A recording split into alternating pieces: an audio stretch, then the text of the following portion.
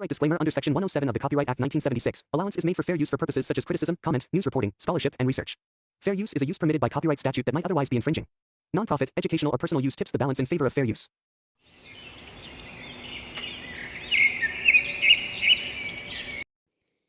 काशी का एक छोटा सा गांव था भरतपुर, जहां हर साल गणेश चतुर्थी बहुत ही धूमधाम से मनाई जाती थी। गांव के एक पुराने मंदिर में गणेश जी की एक विशेष मूर्ति स्थापित थी, जो बहुत प्राचीन और पवित्र मानी जाती थी। लेकिन कुछ दशकों पहले मूर्ति पर एक श्राप लग गया था। इस श्राप के कारण मूर्ति को एक विशेष कमरे में बंद कर दिया गया था। किसी को भी इस मूर्ति की पूजा करने की अनुमति नहीं थी, और जो कोई भी मूर्ति को छूता था तो ये मान्यता थी कि उसके साथ अनहोनी घटनाएं शुरू हो जाती थी। पवन अपनी पत्नी राधा के साथ हाल ही में उस गांव में रहने आए थे। पवन को उस श्रापित मूर्ति के बारे में कुछ भी नहीं पता था। एक रात पवन और राधा को उनके घर के आंगन में अजीब सी आवाजें सुनाई देती है। पवन, देखो ना बाहर आंगन से कैसी अजीबोगरीब आवाजें आ रही हैं। लगता है आंगन में कोई है। चलो चलकर देखते हैं। हाँ राधा, मुझे भी कुछ अजीब सा लग रहा है। चलो बाहर चलकर देखते हैं कि यह आवाज कहाँ से आ रही है।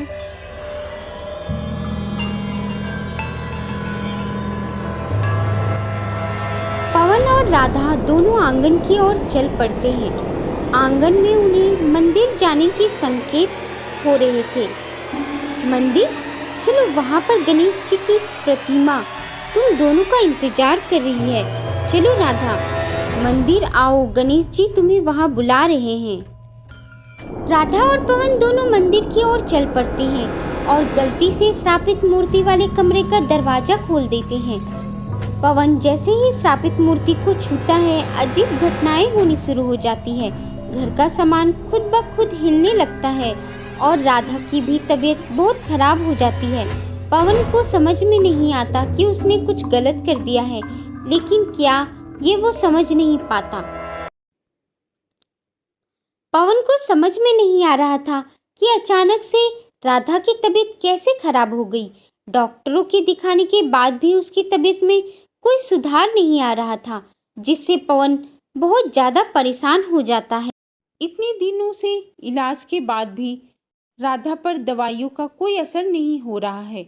मुझे कुछ समझ में नहीं आ रहा है काका, मैं क्या करूं? देखो बेटा पवन, तुम मंदिर के पुजारी के पास जाओ, वह तुम्हारी कोई सहायता कर सकते हैं। पवन काका की बात सुनकर मंदिर के पुजारी के पास जाता है। पवन, तुमने वह श्रापित मूर्ति छू ली है। तुम्हारे छूने से वह मूर्ति जागृत हो गई है, जिसकी वजह से तुम्हारे साथ ये सब अजीब घटनाएं घट रही है, और राधा पर भी दवाइयों का कोई असर नहीं हो रहा है। मैंने अनजाने में बहुत बड़ी गलती कर दी है पंडित जी। अब क्या होगा? कृपया करके हमें इन सब से बचने का कोई मार्ग तो बताइए। इन सब से बचने का बस एक ही मार्ग है कि तुम्हें गणेश चतुर्थी पर गणेश जी की पूजा करनी होगी। अब तुम्हें इस संकट से सिर्फ गणेश जी ही बचा सकते हैं। पंडित जी की बात सुनकर पवन घर आता है और राधा से कहता है, राधा, इस बार मैं गणेश चतुर्थी की पूजा करना चाहता हूँ, इसलिए मैं पंडित जी को बोल कर आया हूँ। हम दोनों गणेश जी का पूजा करके उनका आशीर्वाद प्राप्त करेंगे। ठीक है, जैसा आप चाहते हैं। मैं गणेश जी की पूजा में जाऊंगी और उनका आशीर्वाद प्राप्त करूंगी। गणेश चतुर्थी की रात ही श्राप का अंत हो सकता है। पवन और राधा पंडित जी की सहायता से पूरे विधि विधान से गणेश चतुर्थी की पूजा का आयोजन करते हैं। पूजन के दौरान भयानक घटनाएं और तेजी से होने लगते हैं। तेज हवा चलने लगती है, बिजली चमकने लगती है और बहुत तेज बारिश शुरू हो जाती है। लेकिन पवन और राधा बिना डरे भगवान की आराधना करते रहते हैं।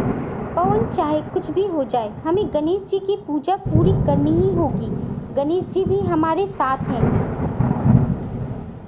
पवन, पूजा करते हुए गणेश जी कृपया करके हमें संकट से बचाइए। हमसे जो भी गलती हुई है हमें माफ़ कर दीजिए। और हमारे साथ विघ्न को हमसे दूर कर दीजिए। पवन पूजा करते हुए, गणेश जी कृपया करके हमें संकट से बचाइए। हमसे जो भी गलती हुई है हमें माफ़ कर दीजिए और हमारे साथ विघ्न को हमसे दूर कर दीजिए। पूजा के अंत में एक बहुत तेज प्रकाश के साथ गणेश जी की मूर्ति चमकने लगती है और सारी अनहोनी घटनाएं होनी बंद हो जाती है। तभी गणेश जी वहां साक्षात प्रकट हो जाते हैं। तुम दोनों की पूजा से मैं बहुत प्रसन्न हूँ, इसलिए मैं अब इस मूर्ति को श्राप मुक्त करता हूँ। आज के बाद जो भी इस मूर्ति से दिल से कुछ मांगेगा उसकी सभी मनोकामनाएं पूर्ण होगी। आज के बाद इस मूर्ति में साक्षात विराजमान रहूंगा और सभी की परेशानियों को दूर करूंगा। यह बोलकर गणेश जी यंत्र ध्यान हो गए। गणेश जी की कृपा से अब मूर्ति का श्राप दूर हो चुका था। गांव में खुशहाली और शांति छा गई थी। सब लोग गणेश जी का धन्यवाद करते हैं और गणेश जी की मूर्ति को फिर से सम्मान के साथ मंदिर में स्थापित करते हैं। गणेश जी की कृपा से पवन और राधा के घर एक सुंदर पुत्र का जन्म होता है, जिसका नाम वह दोनों गणेश रख देते हैं और इस तरह सबका जीवन खुशहाल हो जाता है। इस कहानी से हमें यह संदेश मिलती है कि सच्ची श्रद्धा और आस्था से बड़े संकटों को भी टल सकता है। भगवान गणेश की कृपा से हर श्राप और भय को समाप्त किया जा सकता है। बोलो गणेश महाराज की जय। आप सभी को गणेश चतुर्थी बहुत बहुत शुभकामनाएं। गणेश जी की कृपा आप सब पर हो और आपके परिवार पर गणेश जी की कृपा सदैव बनी रहे।